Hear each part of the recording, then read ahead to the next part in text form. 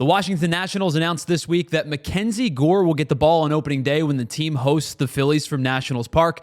We'll break down Gore's numbers, especially against the Phillies, and we'll try to decide who's going to get the start in center field on opening day. We'll talk about it all next right here on the PHOI Phillies podcast. What's up, everybody? Welcome back to the PHOI Phillies podcast. Tyler Zulli here, and today I thought I'd take this opportunity to take a look at opening day and take a look at the opposition. Now, MacKenzie Gore has been tabbed as the opening day starter for the Nationals. It will be his first of his major league career, heading into his third full major league season and his third full season with the Washington Nationals. Now, the Phils are no strangers to facing MacKenzie Gore. He's made 9 appearances over his career with the Phillies, including 2 with San Diego before being traded to Washington, and the final 7 with the Nationals. 8 of those 9 appearances are starts, including all of them as a member of the Nationals. He's given up 25 earned runs in 45 and a third innings pitched, so the ERA looks a little bit inflated. It's just south of 5. He's also given up 7 home runs. He's given up 64 base runners, including 48 hits. That comes out to a 1.41 whip over 9 appearances. It's a little bit deceiving, though, when you take a look a little bit further into MacKenzie Gore's numbers. Last year, which we'll get into in just a little bit, he was much better against the Phillies, and he was much better in total across Major League Baseball than he was in 2023. I think he kind of got his feet under him a little bit in the 2024 season, especially towards the second half of the year. And we'll talk about why I think 2025 is going to be a big year for Gore. But let's get back to the Phillies for just a second. On the surface, unsurprisingly, right-handed hitters in this Phillies lineup have had the most success against MacKenzie Gore in his career. Nick Castellanos, Trey Turner, and Alec Boehm are a combined 18 for 54, which is good for a .333 batting average, with 7 extra base hits, 10 RBI, and just 12 strikeouts between the trio. But oddly enough, MacKenzie Gore actually had better numbers last year against right-handed hitters than he did against left-handed hitters. Now, it's a much smaller sample size against lefties, but righties' average was 25 points lower, and the OPS was 130 points lower than against left-handed hitters. Despite righties having more than 360 more plate appearances, they also only hit 3 more home runs.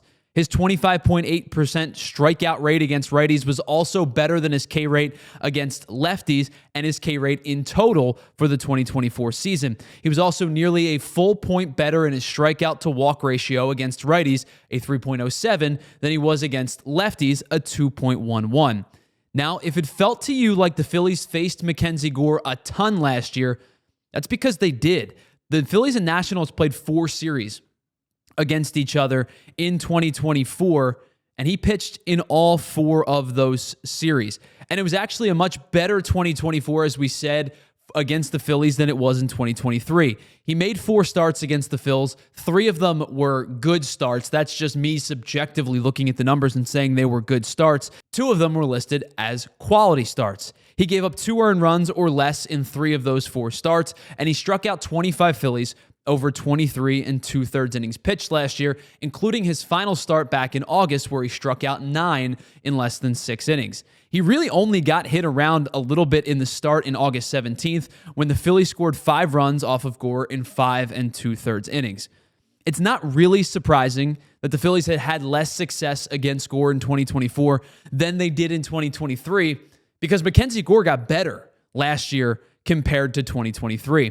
Now, I've been on the record as saying I think this is the breakout year for MacKenzie Gore. I think his stuff has always been pliable. It's been effective. He throws a good fastball, a good slider. And the thing about MacKenzie Gore that stands out to me, he has just that little hitch right at the end of his windup that throws hitters timing off a little bit, makes him more difficult to pick up, and he hides the ball well. I think he does a good job of all of those things. Pair that with the fact that his fastball velocity has gotten better in each of the last 2 seasons. He's gone from 94.7 to 95 to last year in his third season, second full season, 96 miles per hour on average for his fastball velocity. Let's take a look at some of his numbers going back to 2023, his first full season as a starter with the Nationals.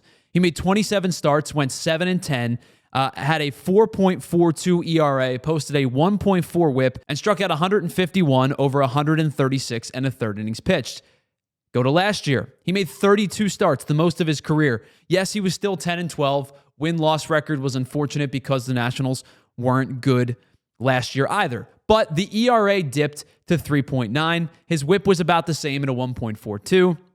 He threw 166 in the third innings and struck out 181. So let's take a look at some of those numbers. His ERA dipped by a half a point from 4.4 to 3.9. That's a significant jump in the right direction. His strikeouts also remained in line as he struck out 30 more hitters over 30 more innings pitched. He finished 10th in the National League in strikeouts last year with a 181. He also generated whiffs at a 28.6% rate, which was good for 21st in Major League Baseball. But the strikeout ability was always there. As I said, the stuff's been good, and he has the ability to strike out hitters. Why I think Gore improves in 2025 are the improving metrics that we saw from 23 to 24, and I expect him to continue to get better in 25. In 2023, MacKenzie Gore was in the first percentile in barrel rates. He got barreled 45 times for a 12.1% barrel rate. That was one of the worst across Major League Baseball. Last year, he got barreled 13 fewer times despite throwing 30 more innings. He got hit hard less frequently, dropping from almost 44% to 38%.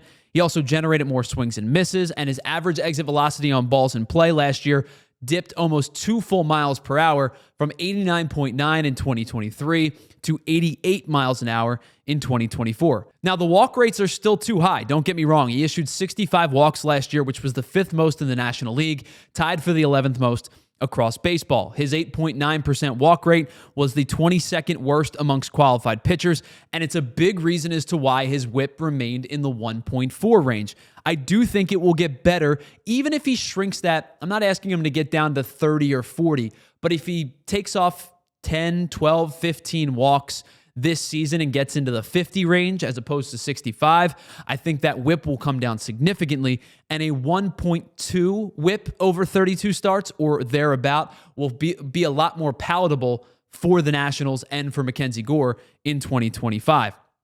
So this brings us to probably the main point of the conversation. Who gets the start for the Phillies? I don't mean on the mound, I mean in the lineup.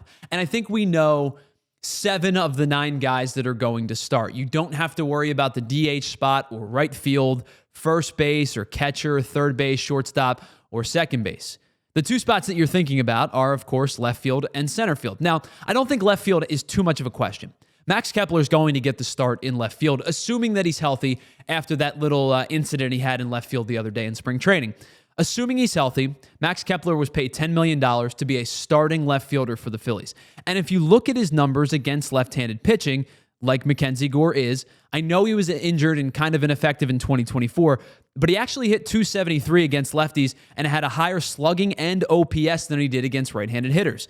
Now, it was only 82 plate appearances, so I know it's a small sample size, but you can also go back to 2023 and see that he had a solid season against lefties there as well. He hit .250 with a .432 slugging against left-handed pitching. So, needless to say, it feels comfortable, or Rob Thompson will feel comfortable, plugging Max Kepler into the left field spot as the opening day left fielder. So it gets us to center field, which is probably the more interesting of the two. Neither Johan Rojas or Brandon Marsh have had any success against MacKenzie Gore. They're 1 for 11 combined with 5 strikeouts. We know Brandon Marsh struggles against left-handed pitching. Last year, he hit .192 against lefties with a .282 slugging percentage. He also had just 15 hits and 1 home run and struck out 33 times in 78 at-bats. But it's not like Johan Rojas is much better against lefties. He actually had reverse splits last year and was better against right-handed pitching than he was against lefties. Rojas himself hit .212 and had an equally and similarly awful slugging percentage of .283 against lefties. So who gets the start between the two? I think Rob Thompson is going to go with Brandon Marsh. I believe Brandon Marsh will get the first crack, even if it is against a left-handed pitcher on opening day. I think the consistency is not there against lefties, but it's not there against lefties for either hitter. So I think he's going to turn to the guy that he trusts a little bit more, and I think right now that guy is Brandon Marsh. So to me, it will be Kepler and Marsh, and they're going to go left-handed heavy, even against a left-handed MacKenzie Gore. So that's what I think the lineup ends up looking like. I think Brandon Marsh gets the start in center field, but MacKenzie Gore is going to be a guy to keep an eye on in 2025. I think this is going to be somewhat of a breakout year for the lefty in his 3rd full season with the Nationals. Watch out for MacKenzie Gore in 2025.